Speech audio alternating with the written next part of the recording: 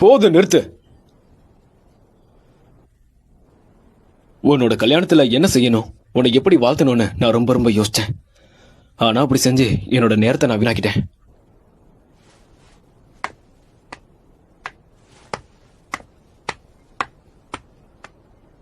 உங்ககிட்ட நான் ஒண்ணு கேட்கணும். என்ன கேட்கணும்?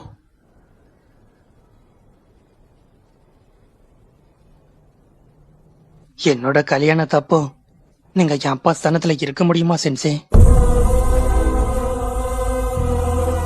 நருட்டோ, இத பத்தி தான் நீ என்கிட்ட பேசணும்னு சொன்னியா?